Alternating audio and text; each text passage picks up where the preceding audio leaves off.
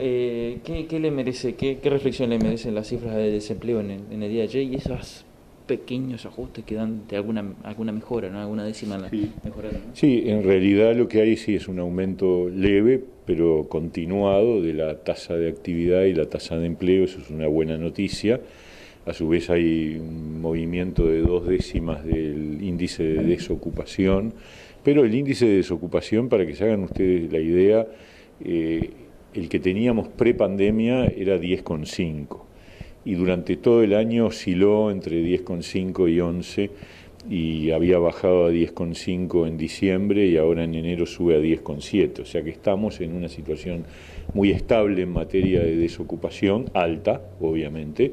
La cifra de febrero del 20 era una cifra alta, 10,5 era la cifra más alta desde el 2007.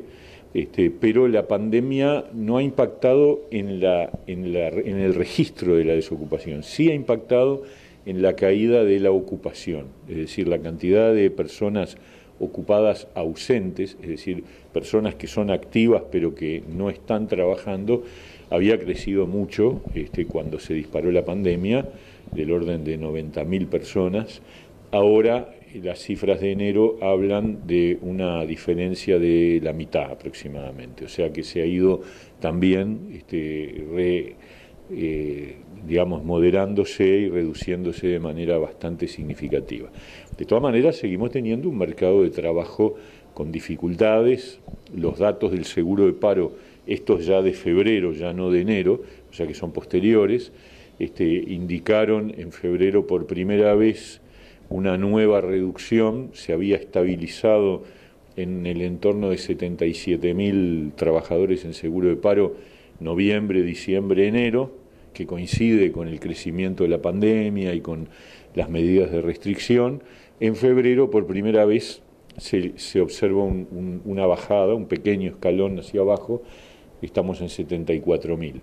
Si además discriminamos entre parciales y totales, los totales son los que se reducen en 3.000 y bajan entonces a 54.000.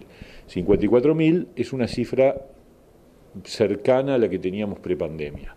Prepandemia el promedio estaba en alrededor de 48.000, por lo tanto estamos unos 6.000 arriba de lo que deberíamos, unos 4.000 arriba de lo que deberíamos estar si estuviéramos en una situación prepandemia. O sea que las cifras se van como reajustando a un panorama que ya era complicado. O sea que en realidad es como volver al punto de partida, y el punto de partida era un punto de partida complicado, por lo tanto el desafío del empleo sigue siendo la prioridad número uno de esta cartera y del gobierno. Entonces el tema es qué medidas tomamos, primero para sostener a la gente que está empleada para que no se caiga. Bueno, esas medidas han sido básicamente las prórrogas de los seguros de paro y el seguro de paro parcial, que volvió a estar, ahora lo prorrogamos hasta el 30 de junio.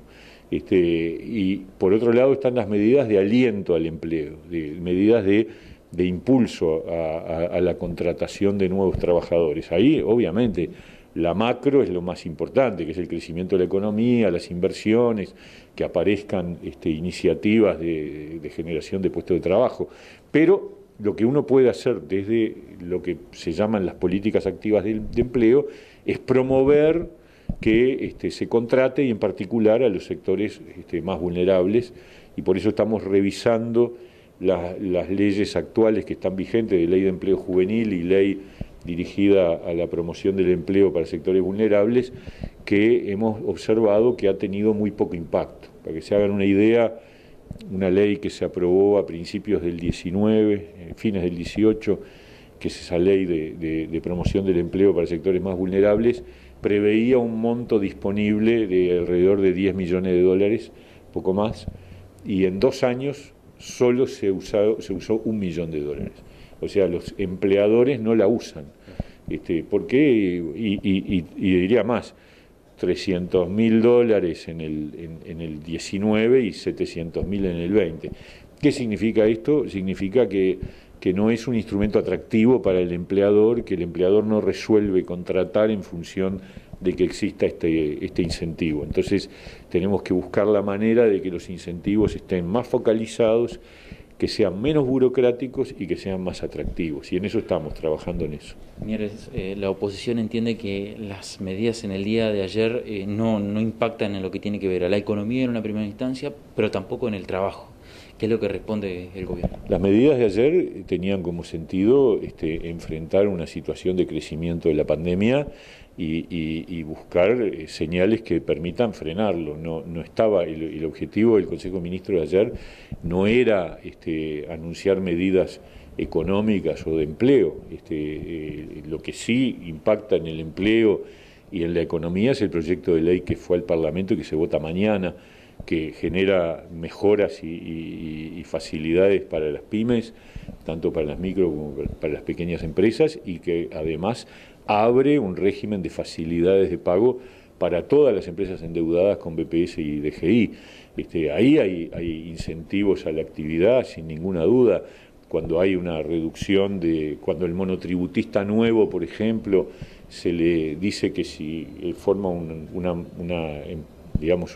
pequeña empresa, una unipersonal monotributista, va a pagar por aporte único el 25% durante el primer año, el 50% el segundo año, y recién el tercero empieza a pagar lo que corresponde.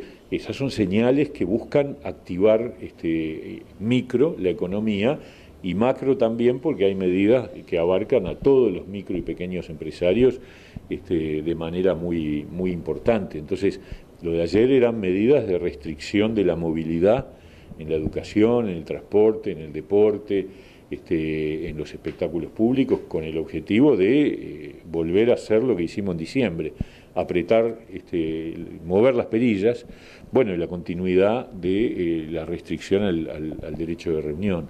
Ese es el sentido de las medidas, con la expectativa de que, bueno, que estamos cerca, pero yo acá quiero decir una cosa que yo tengo la sensación, esto es una opinión muy personal, yo creo que la llegada de las vacunas generó un efecto de aflojamiento de las marcas. La gente entendió que, bueno, llegaron las vacunas, ya está. No está, a tal punto que los países que han avanzado más en vacunación, como Chile e Israel, siguen teniendo niveles de contagio